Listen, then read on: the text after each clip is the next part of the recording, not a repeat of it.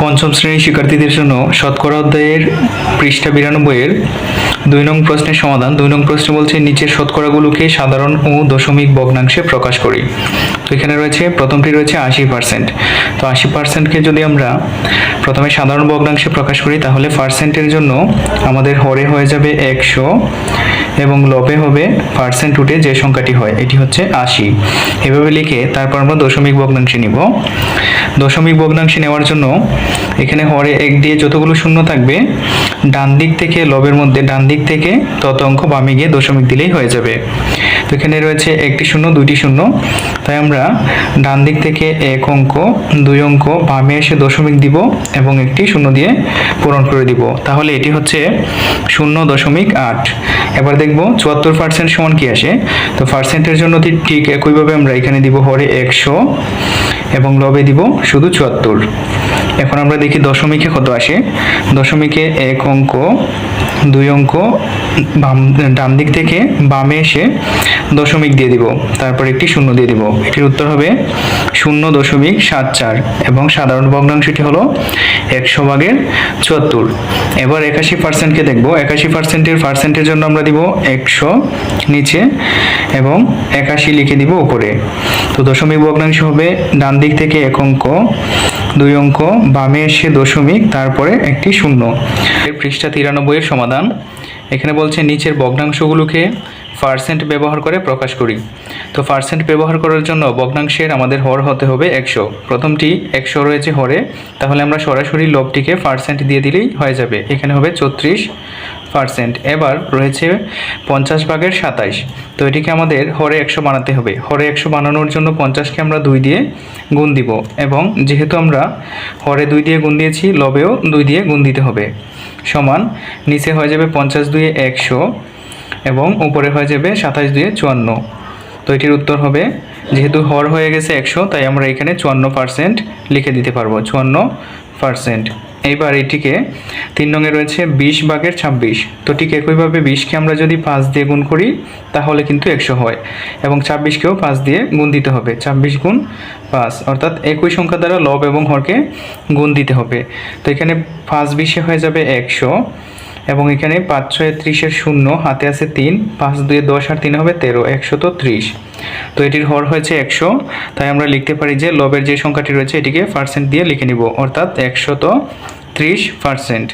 তো এখানে রয়েছে 10/3। 10/3কে ঠিক একইভাবে আমরা 10কে যদি 10 দিয়ে গুণ দিই তাহলে হয় 100 এবং 3কেও আমাদের 10 দিয়ে গুণ দিতে হবে। এখানে হরে হয়ে যাবে 100 এবং লবে হবে 3 × 10 = 30। তো এটির উত্তর হবে 30%। তো এবার কমেন্ট করে জানান 5/4 হলে এটি কত পার্সেন্ট হয়। কোনো বিদ্যালয়ের পঞ্চম শ্রেণীতে মোট 50 জন শিক্ষার্থীর 42% ছাত্রী, ওই শ্রেণীতে মোট কতজন ছাত্রী। তো আমরা এটিকে সংক্ষেপে যদি সমাধান করি তাহলে মোট যে এখানে শিক্ষার্থী রয়েছে 50 জন, আমরা লিখব যে ছাত্রী হলো ছাত্রীর সংখ্যা সমান 50 এর কত পার্সেন্ট বলছে ছাত্রী, 50 এর 42%, অর্থাৎ 50 জনের 42%। তো আমরা লিখে দিব যে 50 এর 42%। তো এবার যদি আমরা সংক্ষেপে সমাধানটি করি তাহলে এখানে 50 এর 50 বসে যাবে এবং এর পরিবর্তে হবে গুণ চিহ্ন এবং 42%কে আমরা বাংলায় পাবো 100/42। এবার যদি আমরা কাটাকাটি করে নিই তাহলে কিন্তু সমাধান হয়ে যাবে, অর্থাৎ 50কে যদি আমরা 50 দিয়ে ভাগ করি তাহলে হবে 1 এবং নিচেও 50 দিয়ে ভাগ দিতে হবে 100কে, তাহলে এখানে হবে 2। এবার 2 দিয়ে 42কে ভাগ দিব। 2 দিয়ে 2কে ভাগ করলে 1 এবং 2 দিয়ে 42কে ভাগ করলে হবে 21, অর্থাৎ এটির উত্তর হবে 21 জন। তাহলে ছাত্রীর সংখ্যা 21 জন, তাহলে ওই বিদ্যালয়ে ছাত্রী রয়েছে 21 জন। এখন আমরা এটিকে একটু ঐকিক নিয়মে সমাধান করতে পারি। কিভাবে? এখানে বলছে যে মোট 50 জন শিক্ষার্থীর 42% ছাত্রী, ওই শ্রেণীতে মোট কতজন ছাত্রী।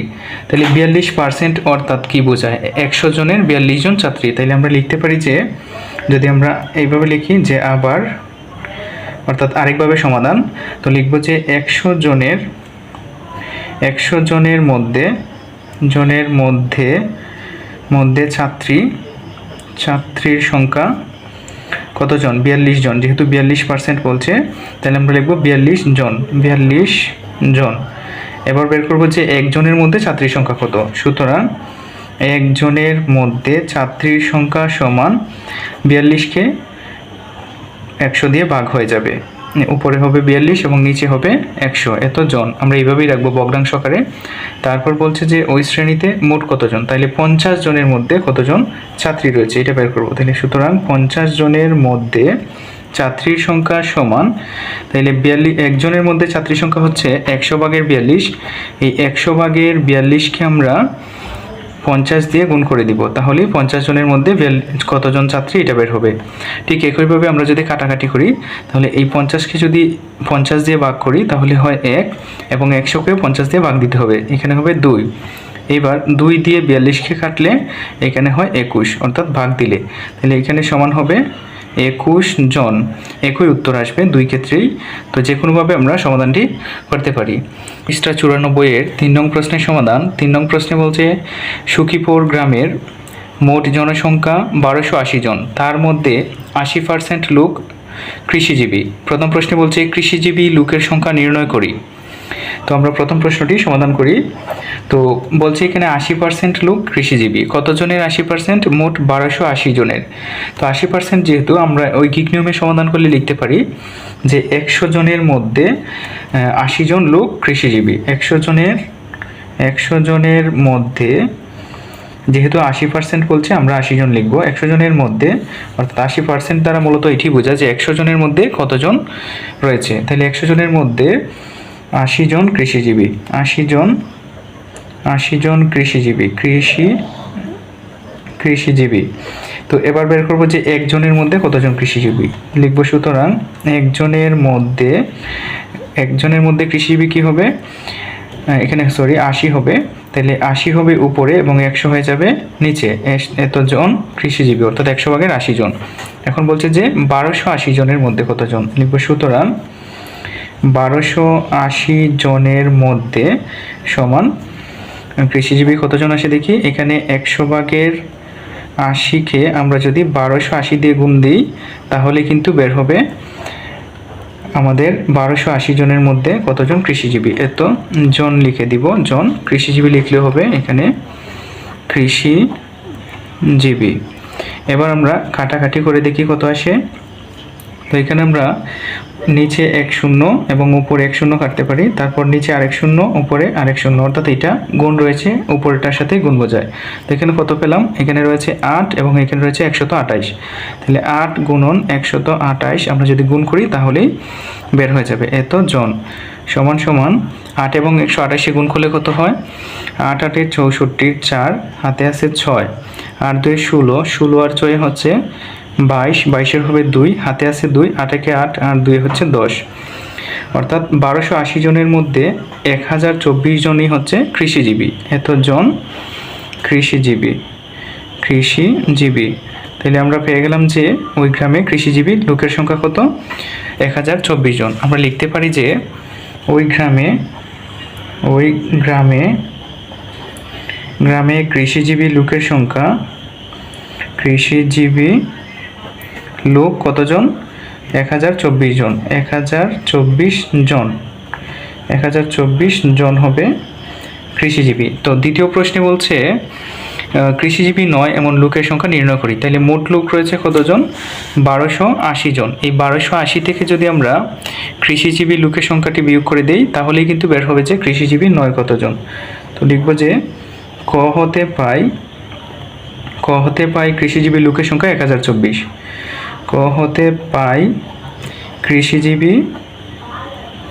কৃষিজীবী লোক 1024 জন, এত জন। এখন লিখব যে কৃষিজীবী নয়।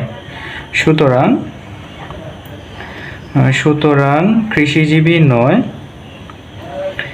কৃষিজীবী নয় সমান 1280 বিয়োগ 1024, এত জন। তো আমরা বিয়োগ যদি করে দিই তাহলে কিন্তু বের হবে যে কতজন কৃষিজীবী নয়। তো এখানে 0 থেকে 4 বিয়োগ করা যায় না, তাহলে 10 থেকে 4 বিয়োগ করলে হবে 6, এবং এখানে রয়েছে 7 থেকে 2 বিয়োগ করলে হবে 5, তারপর এখানে 2 থেকে 0 গেলে হবে 2, এই যে 256 জন, এটাই হচ্ছে আমাদের বিয়োগফল। তো 256 জন লোক হচ্ছে কৃষিজীবী নয়, আর বাকি 1024 জন হচ্ছে কৃষিজীবী। এটি ছিল মূলত 94 পৃষ্ঠার 3 নং প্রশ্নটি সমাধান। 94-এর 4 নং প্রশ্নটি সমাধান। এখানে বলছে একটি বাগানের মোট 30টি গাছের মধ্যে 12টি ঔষধি গাছ আছে, তাহলে বাগানে শতকরা কতটি ঔষধি গাছ আছে? তো এটি আমরা ঐকিক নিয়মে সমাধান করতে পারি, আবার সংক্ষিপ্তভাবে করতে পারি। ঐকিক নিয়মে আমি দেখাচ্ছি। তো বলছে যে 30টি গাছের মধ্যে 12টি ঔষধি গাছ, লিখব যে 30টি গাছের মধ্যে ঔষধি গাছ, 30টি গাছের মধ্যে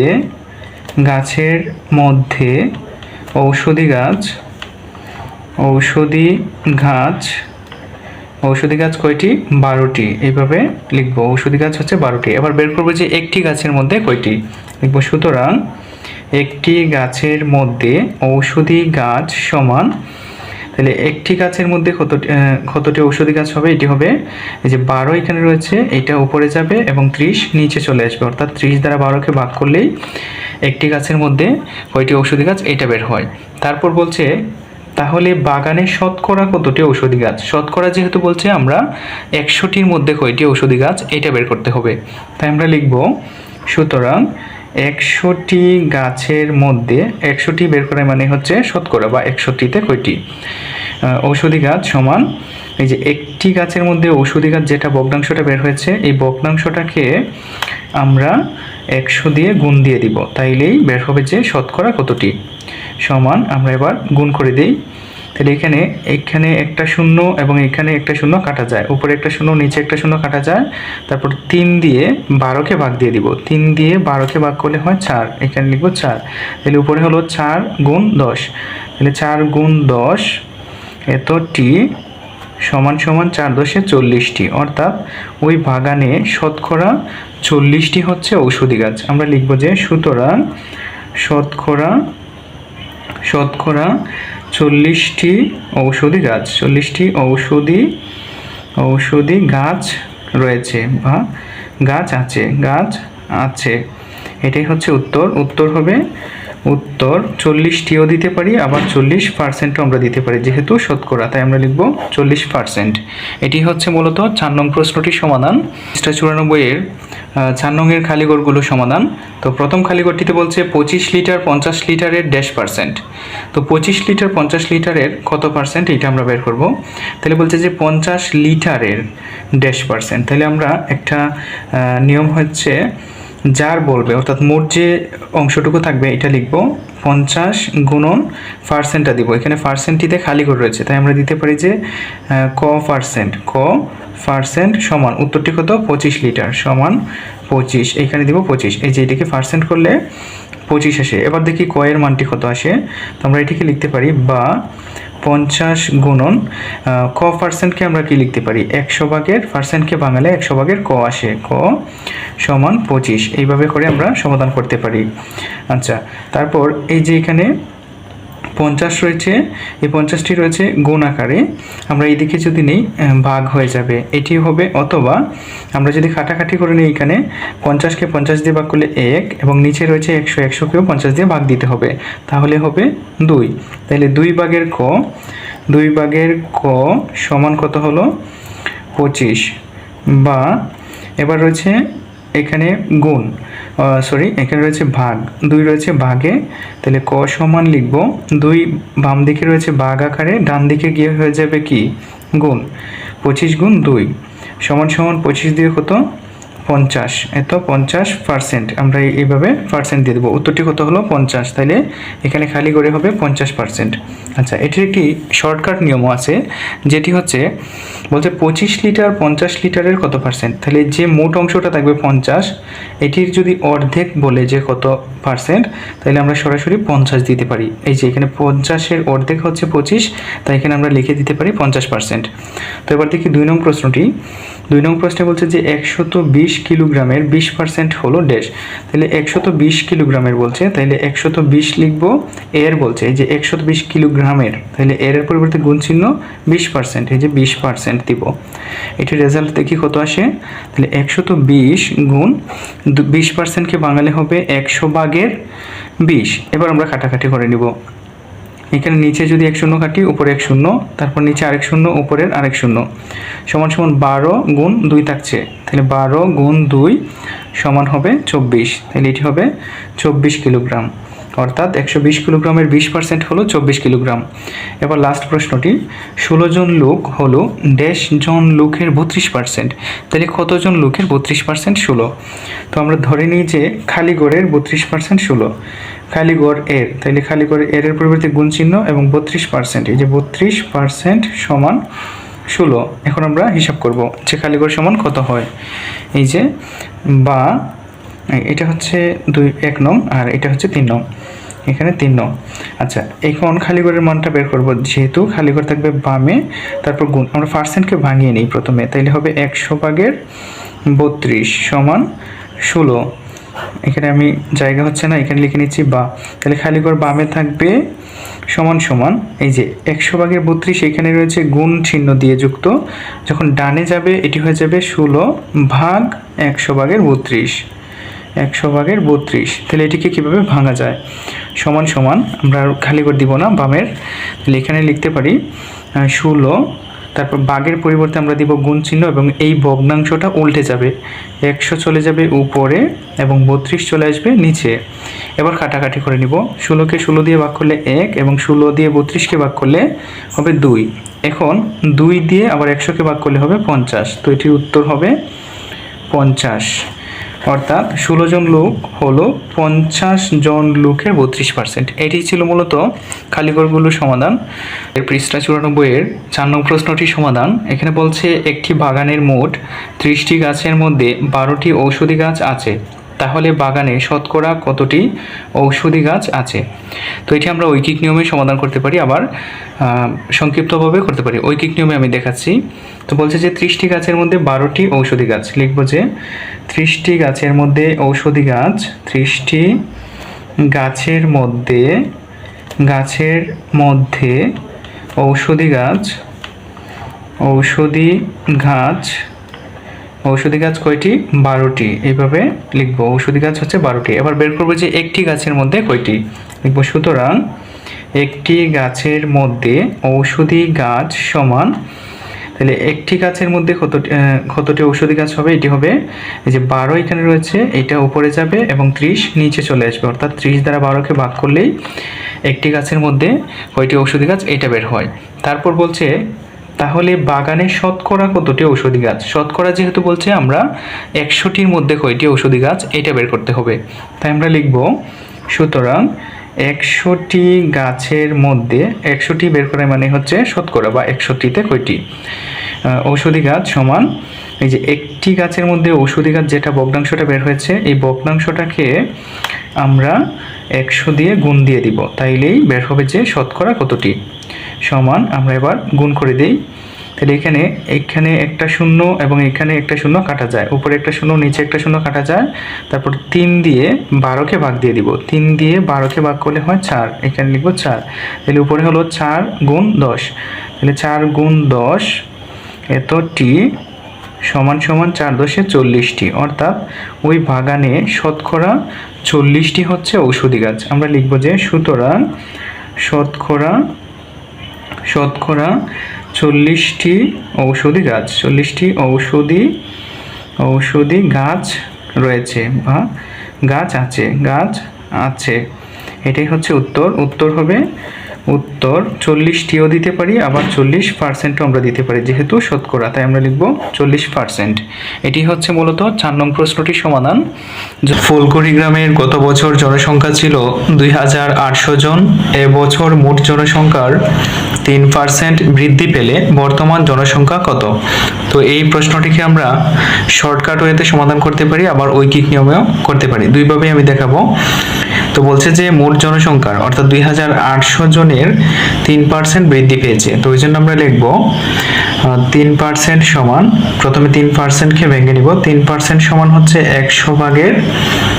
এবার লিখব 2800 জনের 3% সমান 2800 800 জনের 3%, এবার এটিকে আমরা ভেঙে নিব। তো 2800 লিখব, সরি এখানে 2800 লিখব, তারপরে জনের অর্থাৎ এর 2800 এর, তাহলে এর পরিবর্তে দিব গুণ চিহ্ন এবং 3%কে ভেঙে আমরা পেয়েছিলাম 100/3, তো 100/3 দিব।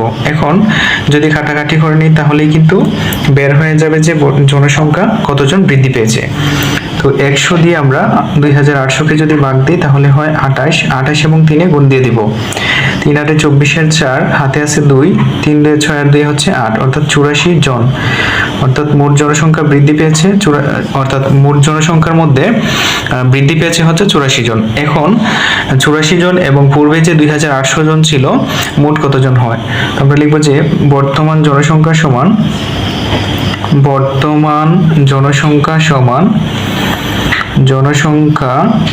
সমান কত হবে? 2800 এবং 84 যোগ হয়ে যাবে, 84 এত জন। তারপর যোগ করে দেখি কত হয়। এখানে 0 আর 4 যোগ করলে হচ্ছে 4, 8 আর 0 যোগ করলে হচ্ছে 8, এবং এখানে হচ্ছে 8 এবং এখানে 2, অর্থাৎ 2884 জন, এতজন। এটি হচ্ছে বর্তমানে মোট জনসংখ্যা। এখন এটিকে আমরা ঐকিক নিয়মে সমাধান করে দেখি কিভাবে সমাধান করতে হয়। তো ঐকিক নিয়মে সমাধানের ক্ষেত্রে 3%কে আমাদের বুঝতে হবে আগে। তো এখানে আবার আমি সমাধান লিখছি, সমাধান। তো 3% সমান কি? 100 জনে 3 জন বৃদ্ধি পায়। তো আমরা লিখতে পারি যে 3% হলো 100 জনে বৃদ্ধি পায়। 100 জনের মধ্যে, বা এখানে লিখতে পারি যে 3% বৃদ্ধি পেলে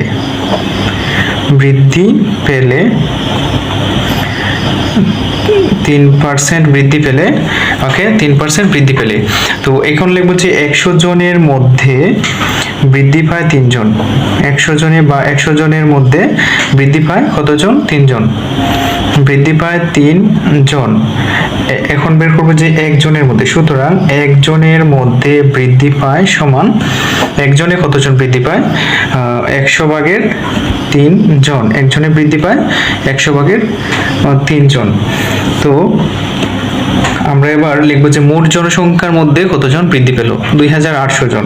তো লিখবো সুতরাং 2800 জনের মধ্যে বৃদ্ধি পায় সমান 100/3কে 2800 দিয়ে গুণ দিয়ে দিব, 2800, অর্থাৎ 100/3 এর সঙ্গে 2800 গুণ দিয়ে দিব। তো এবার দেখি হিসাব করলে কত হয়। এবারও 100 দিয়ে 2800কে যদি ভাগ দিই তাহলে আসে 28 এবং 3 যদি গুণ করি আসে 84। এই যে এখনো আমাদের উত্তরটা 84 আসছে, অর্থাৎ 84 জন বৃদ্ধি পেয়েছে, যেহেতু 3% বৃদ্ধি পেয়েছে। তো আমরা লিখতে পারি যে বর্তমানে মোট জনসংখ্যা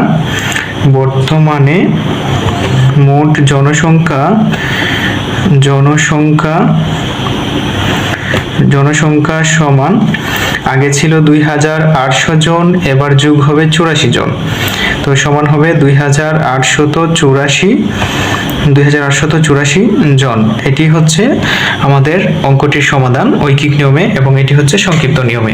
পৃষ্ঠা 96 এর 2টি শহরের জনসংখ্যা যথাক্রমে 45,480 জন ও 52,520 জন।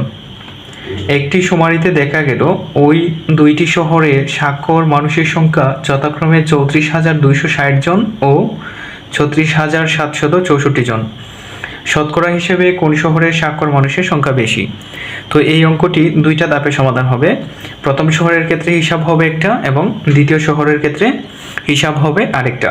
তো প্রথমে আমরা লিখব প্রথম শহরের ক্ষেত্রে, এই যে 45,480 জন জনসংখ্যা বলছে, তো এখানে লিখে নিব 45,480 জনের মধ্যে স্বাক্ষর মানুষ বলছে যে 34,260 জন। এই যে এখানে প্রথম শহরের হিসাবটা লিখব যে 45,480 জনের মধ্যে স্বাক্ষর মানুষ 34,260 জন। সুতরাং একজনের মধ্যে স্বাক্ষর মানুষ 45,400 দিয়ে যদি আমরা 34,260কে ভাগ করে দিই তাহলে একজনের মধ্যে বের হবে। এবার বলছে যে শতকরা হিসেবে শহরের জনসংখ্যার বিষয়টা, তো আমরা লিখব যে 100 জন, অর্থাৎ শতকরা মানে হচ্ছে 100 জনের মধ্যে লিখব 100 জনের মধ্যে স্বাক্ষর মানুষ, একজনের মধ্যে যতটুকু পেয়েছি এই ভগ্নাংশটিকে আমরা 100 দিয়ে গুণ দিয়ে দিব, তারপরে হয়ে যাবে যে 100 জনে কতজন স্বাক্ষর মানুষ। তো আমরা যদি এইটাকে হিসাব করি তাহলে আসবে, আমি আলাদা করে নিয়েছি, তো এখানে আসবে 75 জন, অর্থাৎ 100 জনে অর্থাৎ আমরা লিখতে পারি যে অর্থাৎ 75%, অর্থাৎ শতকরা 75 জন। তো এখন দ্বিতীয় শহরের ক্ষেত্রে ঠিক একইভাবে আমরা লিখে নিব যে 52,500 জনের মধ্যে স্বাক্ষর মানুষ 34,764 জন।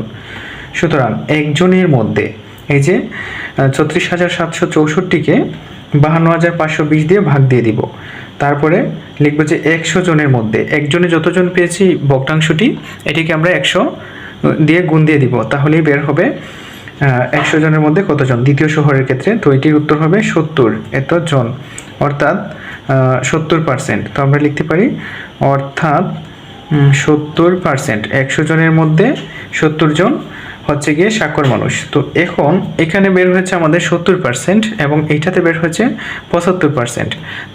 দেখা যাচ্ছে যে প্রথম শহরে স্বাক্ষর মানুষের সংখ্যার বেশি, অর্থাৎ শতকরা 75 জন বা 75%। তো আমরা এখানে লিখতে পারি যে তাহলে দেখা যাচ্ছে শতকরা হিসেবে প্রথম শহরটিতে বেশি সংখ্যক মানুষ স্বাক্ষর রয়েছে। এটি হচ্ছে মূলত পৃষ্ঠা 96 এর 7 নং প্রশ্নটির সমাধান। প্রিয় শিক্ষার্থীরা, ভিডিওটি যদি ভালো লাগে অবশ্যই লাইক, কমেন্ট এবং শেয়ার করে দিবেন। ধন্যবাদ সকলকে। শতকরা অধ্যায়ের পৃষ্ঠা 96 এর দুইটি শহরের জনসংখ্যা যথাক্রমে 45,680 জন ও 52,520 জন। একটি শুমারিতে দেখা গেল ওই দুইটি শহরে স্বাক্ষর মানুষের সংখ্যা যথাক্রমে 34,260 জন ও 36,764 জন। শতকরা হিসেবে কোন শহরের স্বাক্ষর মানুষের সংখ্যা বেশি? তো এই অঙ্কটি দুইটা ধাপে সমাধান হবে। প্রথম শহরের ক্ষেত্রে হিসাব হবে একটা এবং দ্বিতীয় শহরের ক্ষেত্রে হিসাব হবে আরেকটা। তো প্রথমে আমরা লিখব প্রথম শহরের ক্ষেত্রে এই যে 45,680 জন জনসংখ্যা বলছে, তো এখানে লিখে নিব 45,680 জনের মধ্যে স্বাক্ষর মানুষ বলছে যে 34,260 জন। এই যে এখানে প্রথম শহরের হিসাবটা লিখব যে 45,680 জনের মধ্যে স্বাক্ষর মানুষ 34,260 জন। সুতরাং একজনের মধ্যে স্বাক্ষর মানুষ 45,600 দিয়ে যদি আমরা 34,260কে ভাগ করে দিই তাহলে একজনের মধ্যে বের হবে। এবার বলছে যে শতকরা হিসেবে শহরের জনসংখ্যার বিষয়টা, তো আমরা লিখব যে 100 জন, অর্থাৎ শতকরা মানে হচ্ছে 100 জনের মধ্যে লিখব 100 জনের মধ্যে স্বাক্ষর মানুষ, একজনের মধ্যে যতটুকু পেয়েছি এই ভগ্নাংশটিকে আমরা 100 দিয়ে গুণ দিয়ে দিব, তারপরে হয়ে যাবে যে 100 জনে কতজন স্বাক্ষর মানুষ। তো আমরা যদি এইটাকে হিসাব করি তাহলে আসবে, আমি আলাদা করে নিয়েছি, তো এখানে আসবে 75 জন, অর্থাৎ 100 জনে অর্থাৎ আমরা লিখতে পারি যে অর্থাৎ 75%, অর্থাৎ শতকরা 75 জন। তো এখন দ্বিতীয় শহরের ক্ষেত্রে ঠিক একইভাবে আমরা লিখে নিব যে 52,500 জনের মধ্যে স্বাক্ষর মানুষ 34,764 জন।